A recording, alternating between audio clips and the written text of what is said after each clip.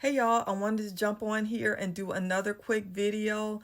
This time about 5 things that you could do to help combat culture shock, which is one of the main reasons I see people packing up and leaving within a year of the country that they've chosen to go back to the United States. I'm a mother currently in the process of moving abroad. Disclaimer, I have lived abroad. But after the last election, I think I want to move back abroad. I think that is something that has been calling me, and it just takes a lot of courage to go ahead and do that on my own and kind of stay abroad.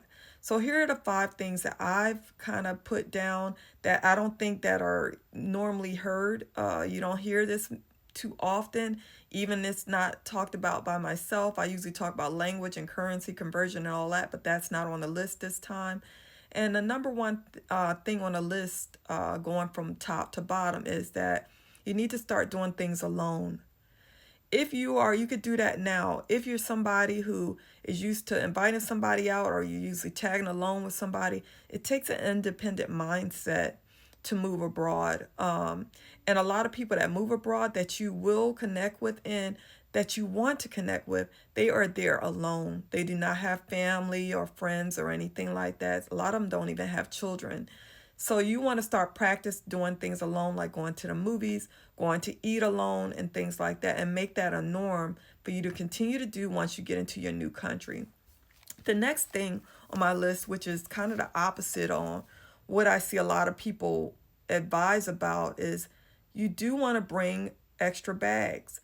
You want to bring personal items with you. Like I bring framed photos that I could just take right out of the tote. And it doesn't have to be like a luggage bag. Get you a plastic tote. They sell them in Walmart, one that has the lid and everything.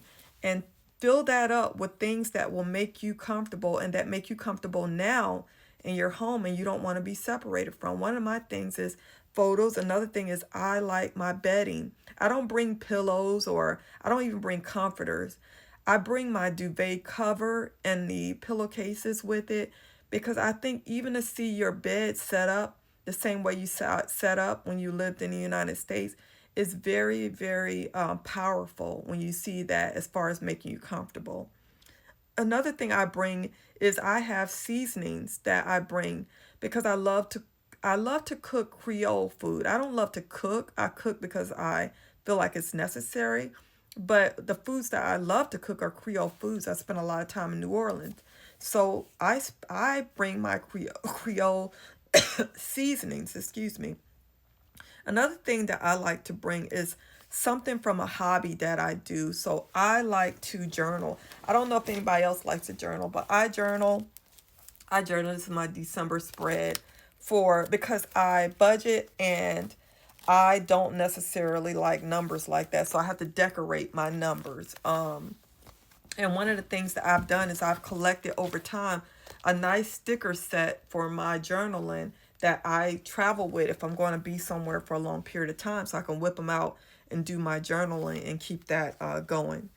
Number two, or number three, item that I would say makes a difference to culture shock to have with you is Alexa.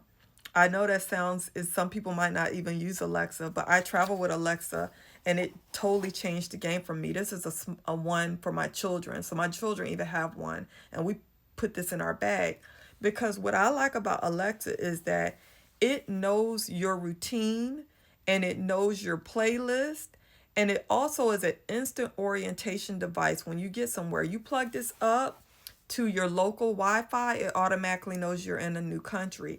And you can ask it things to help you get started again and get going right away, specifically in that language that you want to know. So to me, it's a game changer. The next thing is your pet.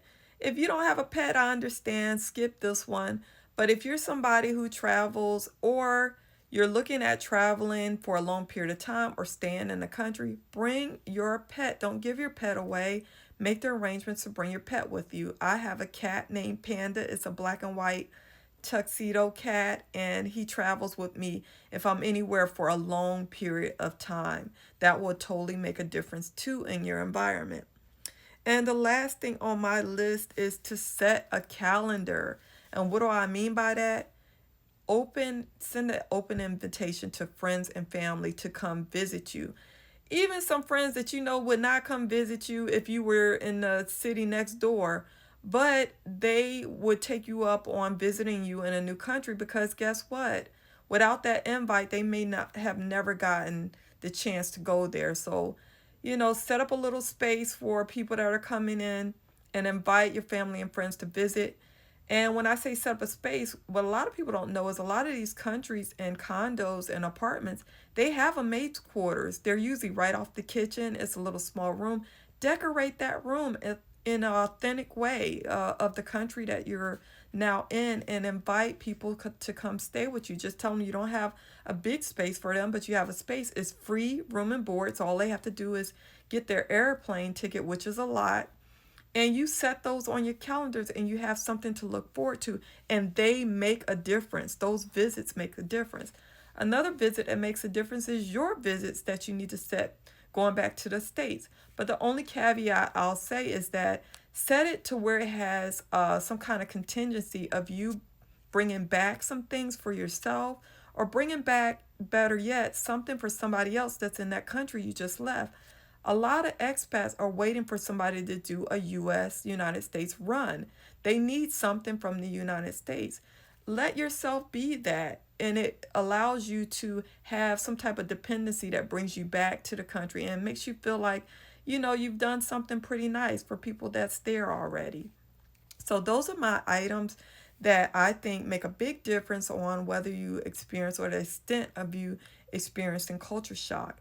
If you want to continue to follow my journey of moving abroad, which I'm on my way to Portugal, which is my last country on my scouting trip, I'll put the countries I've already scouted at the top. Please follow me here. I'm going to keep posting here on TikTok until it stops working. But I'm also on YouTube. I'm also on Lemonade. And I also made a page on Red Note. So follow me or drop a little comment below. I'd appreciate it. Talk to you soon.